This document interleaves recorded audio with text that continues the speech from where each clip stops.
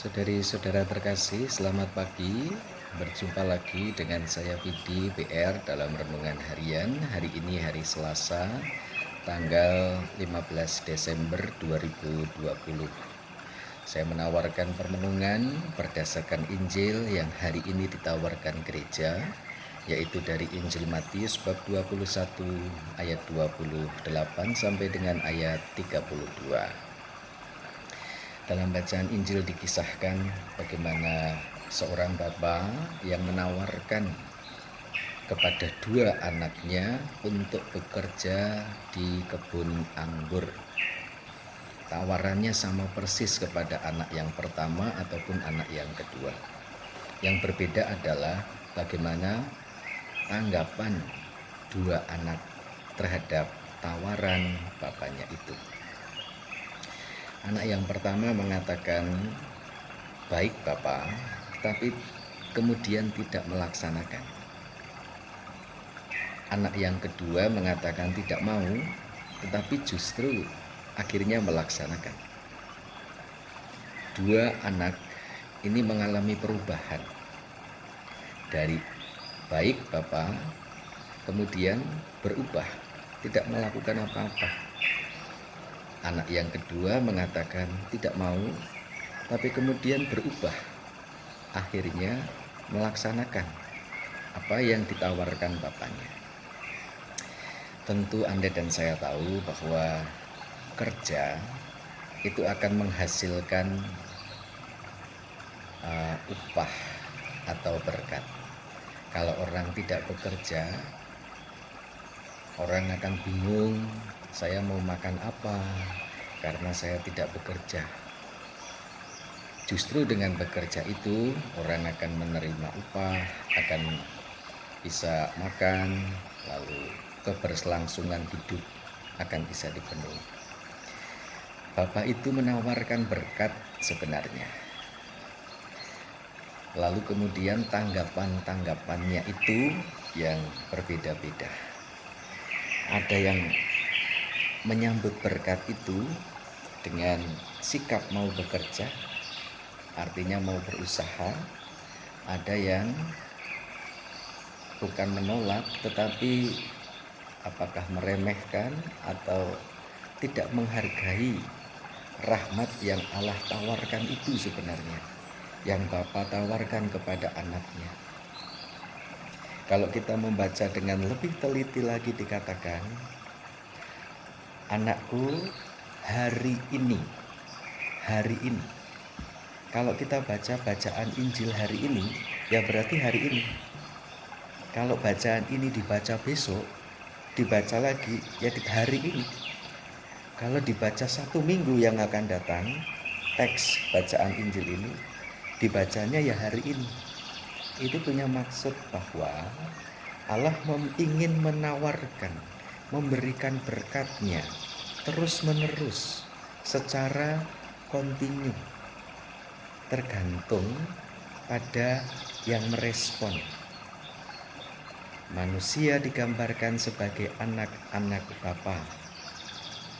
Bapa ingin memberikan rahmat terus-menerus, kontinu, tetapi dengan digambarkan dengan kata hari ini yang selalu up-to-date, tetapi tergantung bagaimana tanggapan kita sebagai anak-anak. Moga-moga dua anak ini yang sikapnya berbeda itu menjadi sarana bantu kita berefleksi. Refleksi adalah melihat diri kita sendiri, bukan orang lain. Apa yang dilihat, pengalaman yang sudah-sudah, yang terjadi, bukan yang akan, tetapi yang saya alami sendiri, bukan teori, yang saya alami, yang saya hidupi, yang sudah terjadi. Itu namanya refleksi. Anak kedua itu melakukan usaha proses refleksi.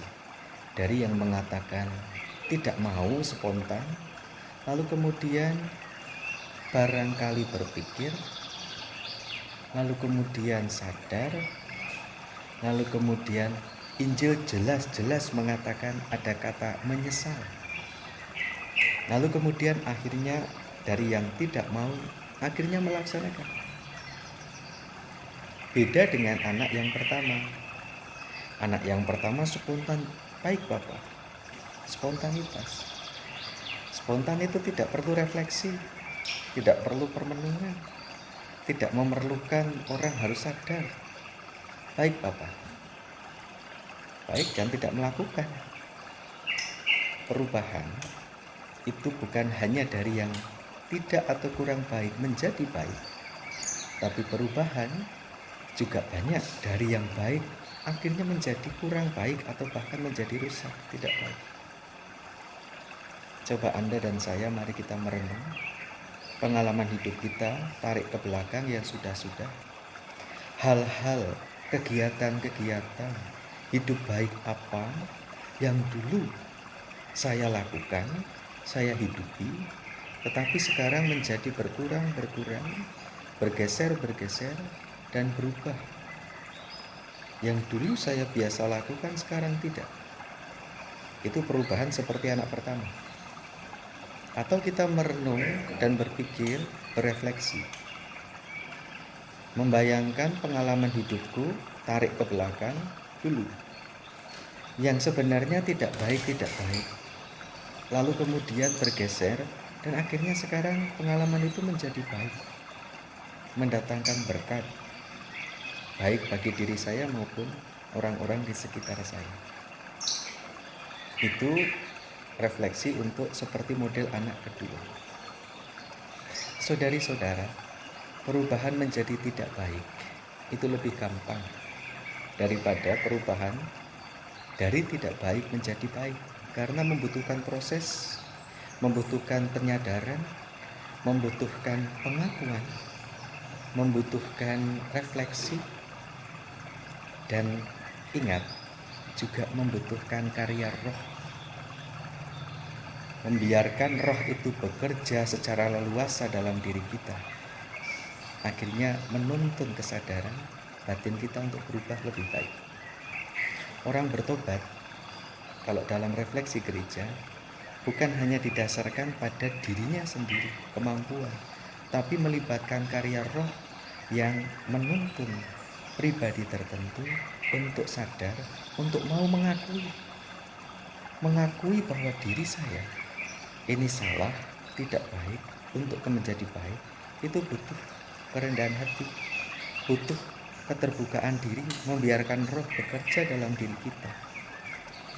Tetapi sebaliknya, perubahan menjadi yang kurang baik dari yang baik itu tidak perlu membuka diri, membiarkan roh bekerja.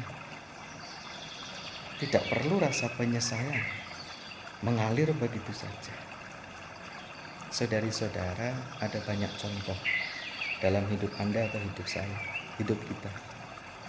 Hal-hal konkret, peristiwa-peristiwa konkret, kebiasaan-kebiasaan konkret yang kita hidupi, dari yang tadinya baik menjadi kurang atau tidak, dari yang tadinya tidak atau kurang menjadi lebih baik.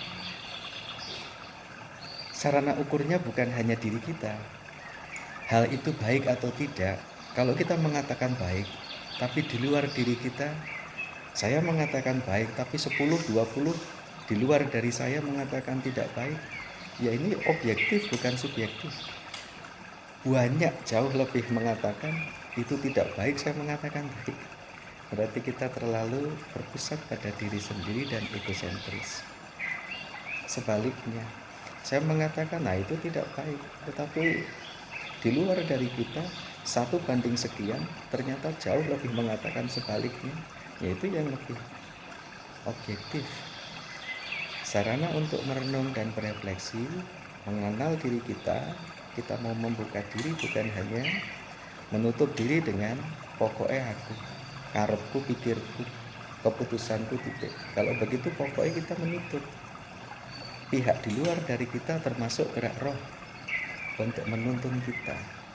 Semoga bacaan Injil yang nanti silahkan Anda buka, Matius bab 21 ayat 28 sampai 32, dua kisah dua anak yang ditawarkan berkat oleh Allah menjadi sarana bantu kita bermenung dan berefleksi.